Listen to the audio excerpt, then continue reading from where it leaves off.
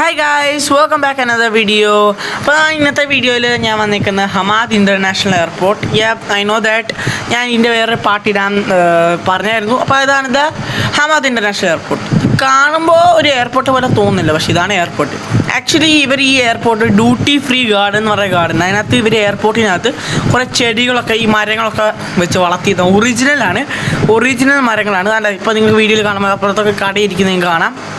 ആൾക്കാർ എന്താണ് ഈ ബ്രിഡ്ജിൽ കൂടെ നടന്നു പോകുന്നതും അവിടെ താഴെ പോയി കറങ്ങുന്നതൊക്കെ നിങ്ങൾക്ക് കാണാം ഞാൻ.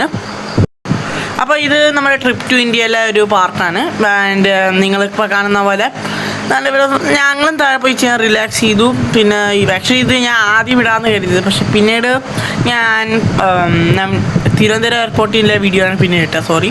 അതിൻ്റെ സോറി വരുന്നു. അപ്പോൾ എല്ലാവർക്കും വീഡിയോ എൻജോയ് ചെയ്യും. അപ്പോൾ എല്ലാവർക്കും bye bye. Hi guys, welcome back another video. അപ്പോൾ ഇന്നത്തെ വീഡിയോയിൽ ഞാൻ വന്നിരിക്കുന്നത് Hamad international airport. I know that ഞാൻ ഇതിൻ്റെ വേറെ പാർട്ട് ഇടാൻ പറഞ്ഞായിരുന്നു. അപ്പോൾ ഇതാണിത് ഹമാദ് ഇൻ്റർനാഷണൽ എയർപോർട്ട്. കാണുമ്പോൾ ഒരു എയർപോർട്ട് പോലെ തോന്നുന്നില്ല, പക്ഷേ ഇതാണ് എയർപോർട്ട്.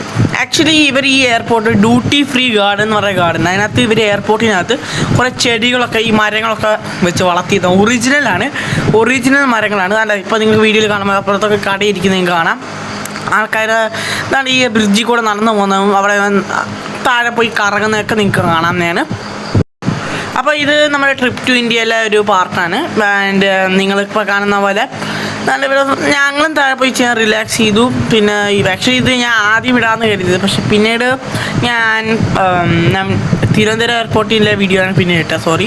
അതിൻ്റെ സോറി വരുന്നു. അപ്പോൾ എല്ലാവർക്കും വീഡിയോ എൻജോയ് ചെയ്യും. അപ്പോൾ എല്ലാവർക്കും ബൈ ബൈ.